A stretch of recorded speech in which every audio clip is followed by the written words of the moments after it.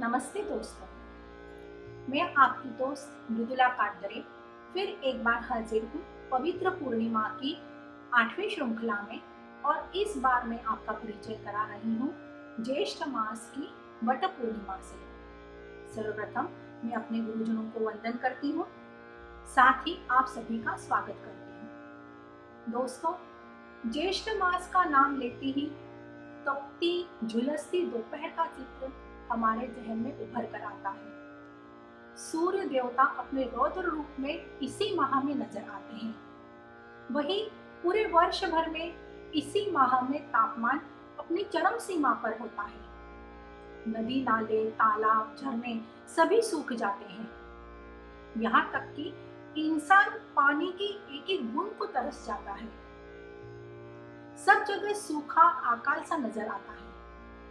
इसीलिए सूर्य देवता को शांत करने के लिए और वरुण देवता की कृपा दृष्टि बनी रहने के लिए इस माह में सूर्य देवता की और वरुण देवता की यानी जल तत्व की पूजा की जाती है। इस माह का नाम ज्येष्ठ होने के दो कारण हैं दोस्तों। एक तो ये कि इस माह में सूर्य देवता अपनी ज्येष्ठता सिद्ध करते हैं, इसीलिए इस महीने का नाम ज्येष्ठ माह या जेठ का महीना कहा गया है। और इस माह की पूर्णिमा ज्येष्ठा नक्षत्र में होने के कारण इस माह को ज्येष्ठ का महीना कहा गया है। एक और खास बात है इस महीने की दोस्तों कि प्रभु श्री रामचंद्र और उनके परम भक्त हनुमान जी की मुलाकात इसी माह में हुई थी। इसीलिए यह माह हनुमान जी का प्रिय माह है।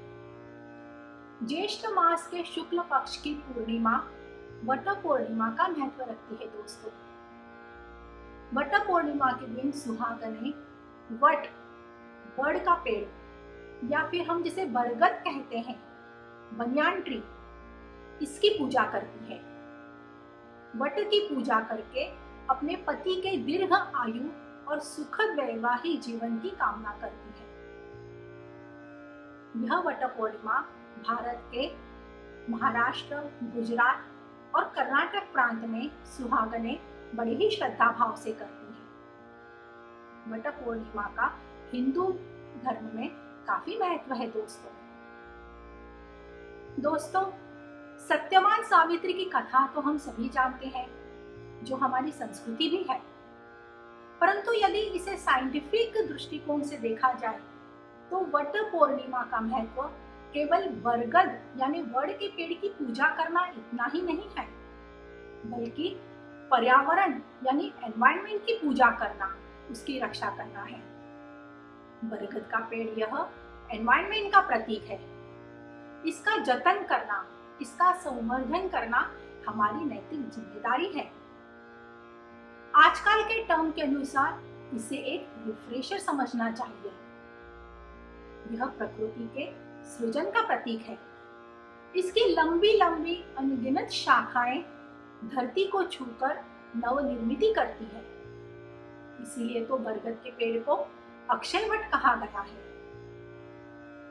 दोस्तों, हम सभी जानते हैं कि पेड़ पौधे वृक्ष मानव और प्राणियों के लिए किस तरह वरदान साबित हुए हैं।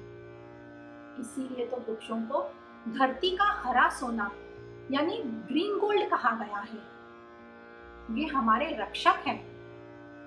वर्षा, पानी, भोजन, ऑक्सीजन, मेडिसिन से लेकर ग्लोबल वार्मिंग तक ये हम उन पर निर्भर रहते हैं। इनके अस्तित्व से हमारा अस्तित्व निर्भर करता है। इसीलिए तो सभी स्कूलों में एनवायरनमेंट साइंस और 5 जून को विश्व पर्यावरण दिन का महत्व रहता है। दोस्तों, वन है तो हम हैं, वरना गम ही गम है। वृक्ष, पेड़ पौधे, इनसे सदियों से हमारा अटूट नाता रहा है। यह हर तरह से हमारे धार्मिक विधियों में, तीज त्योहारों में, शुभ कार्यों में, यहाँ तक कि क्रियाकर्मों तक ये हमारे संस्कृति से जुड़े हुए हैं। तो क्यों ना आज इनके धार्मिक महत्व के बारे में चर्चा की जाए दोस्तों। छोटे से छोटी वनस्पति जिसे हम दुर्वा, दूब कहते हैं, श्री गणेश जी की पूजा इनके बिना अधूरी है। वही वृंदा, जिसे हम तुलसी भी कहते हैं, कार्तिक मास में इनका विवाह भगवान विष्णु से संपन्न होने के पश्चात ही हिंदू धर्म में विवाह की शुरुआत होती है। प्रचुर मात्रा में ऑक्सीजन देने वाला पीपल का वृक्ष विष्णु का प्रतीक माना गया है। भगवान गौतम बुद्ध को पीपल के वृक्ष के नीचे ही बोधिसत्व प्राप्ति हुई थी, जिसे कल्पवृक्ष भी कहते हैं। बरगद यानी बड़ के पेड़ को ब्रह्मा, विष्णु और शिव का प्रतीक माना गया है। वहीं हिंदू धर्म में कोई भी शुभ कार्य आम के पत्तों के बिना पूर्ण नहीं होता। इसके तोरण, बंधनवार दरवाजों पर लगाए जाते हैं। पॉजिटिव एनर्जी देने वाला आम के वृक्ष की बात ही निराली है। जहाँ शमी का वृक्ष जीवदायिनी माना गया है, जो विजय का प्रतीक माना गया है, ऐसी मान्यता है कि प्रभु रामचंद्र जी ने लंका के आक्रमण के पहले शमी के वृक्ष की पूजा की थी, जो किसी भी तापमान में, किसी भी वातावरण में, किसी भी मरुभूमि में जीवित रहता है। बिल्व वृक्ष, जिसे हम बेलपत्र कहते हैं, औषधि गुणों से भरपूर भगवान शिव को अत्यंत प्रिय है। वही अशोक वृक्ष, जो हिंदू धर्म में बहुत ही पवित्र और शुभ माना गया है, जिसे ताम्र पल्लव और हेमपुष्प भी कहते हैं। कोई भी धार्मिक कार्य नारियल के बिना संपूर्ण नहीं होता। हिंदू धर्म में देवी देवताओं की पूजा के पहले कलश पूजा को प्राधान्य है दोस्तों, जिसमें नारियल का असाधारण महत्व रहा है। एक अनार 100 बीमार, औषधि गुणों से भरपूर अनार वृक्ष सकारात्मक ऊर्जा देने वाला। पूजा के 5 फलों में इसके फल को प्राधान्य दिया गया है।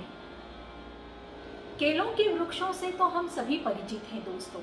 दक्षिण भारत में मंदिरों में, घरों के प्रवेश द्वारों पर सजते हैं केले के वृक्ष। इनसे बना प्रसाद भगवान विष्णु को सर्वप्रिय है। गुलर का वृक्ष यानी औदुंबर वृक्ष हिंदू धर्म में बड़ा ही पूजनीय माना गया है। यहाँ स्वयं भगवान दत्तात्रेय का वास रहता है। फल और फूल कुदरत की देन है और यह वरदान हमें वृक्षों से प्राप्त है। जिस तरह हिंदू संस्कृति में वृक्षों का महत्व रहा है, उसी तरह कोई भी शुभ कार्य फूलों के बिना संपूर्ण नहीं होता। नामकरण विधि से लेकर धार्मिक विधि, सांस्कृतिक कार्य हो या फिर क्रियाकर्म हो, फूलों का अपना ही महत्व है। फूल इंसान की भावना और श्रद्धा का प्रतीक है दोस्तों। ये न केवल इंसान को आकर्षित करते हैं, बल्कि इनके अस्तित्व से वातावरण खुशनुमा, तरोताजा और रौनक सी छा जाती है, बाहर आ जाती है। पॉजिटिव एनर्जी और औषधि गुणों से भरपूर हर एक फूल का अपना रंग अलग है, सुगंध अलग है। हिबिस्कस, जिसे हम गुड़हल का फूल यानी जास्वंदी कहते हैं, श्री गणेश जी का प्रिय फूल है। इसके औषधि गुणों के क्या कहने। पीले, नारंगी, केसरी गेंदों के फूलों को कौन नहीं जानता। घर, आंगन, शादी ब्याह, तीज त्योहार में इनके बिना यानी गेंदों के फूलों के बिना अधूरे हैं, रौनक ही अधूरी है।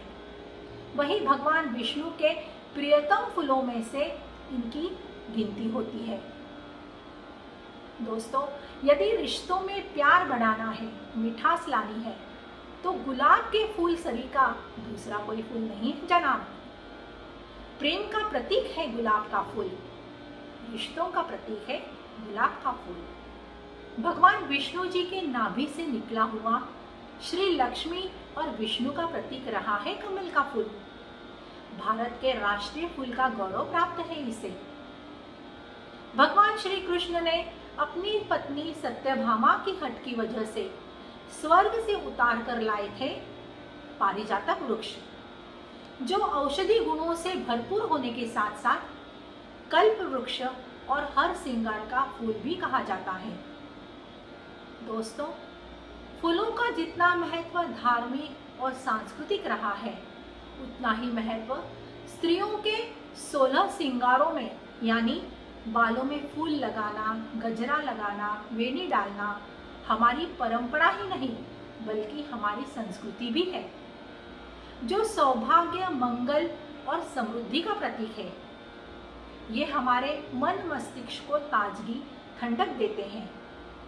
इनकी सुगंध हमारे हार्मोन्स को प्रभावित करती है, जिसमें महाराष्ट्र, विशेषकर दक्षिण भारत में महिलाओं के जीवन का ये अविभाज्य अंग रहा है। और तो और 64 कलाओं में भी पुष्प रचना को विशेष महत्व दिया गया है। ऐसी संस्कृति पर हमें नाज है, हमें फक्र है दोस्तों। हमारी नैतिक कर्तव्य है कि हम इनका जतन करें, इनका संवर्धन करें।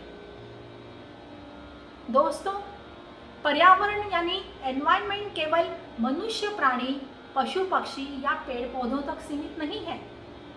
समुद्र के अंदर का पर्यावरण, जिसे हम मरीन एनवायरनमेंट कहते हैं, ये भी काफी विशाल, बहुत ही खूबसूरत है। ये समुद्र जीवी, ये एक्वेटिक एनिमल्स का संवर्धन करना, इनका जतन करना हमारी नैतिक जिम्मेदारी है। इसी पर्यावरण को लेकर महाराष्ट्र के भक्ति संप्रदाय के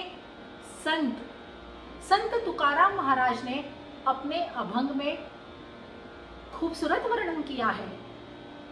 वृक्षवल्ली आभा सोयरी, यानी ये वृक्ष, ये पेड़, ये लताएं, ये हमारे सोयरी हैं, यानी ये हमारे रिश्तेदार हैं। इनसे हमें निभाना चाहिए, इनका हमें जतन करना चाहिए। वही हिंदी के कवि भरत व्यास, उन्होंने कुदरत के इस वरदान को क्या खूब लिखा है। अपनी तो आंख एक है, उसकी हजार है, ये किस कवि की कल्पना का चमत्कार है, ये कौन चित्रकार है, ये कौन चित्रकार। दोस्तों, ये था पर्यावरण विशेष वट पूर्णिमा का परिचय। अगली पूर्णिमा भी विशेष पूर्णिमा है दोस्तों, और वो है आषाढ़ महीने की गुरु पूर्णिमा। तब तक के लिए आप सभी से मैं आज्ञा चाहती हूँ। धन्यवाद।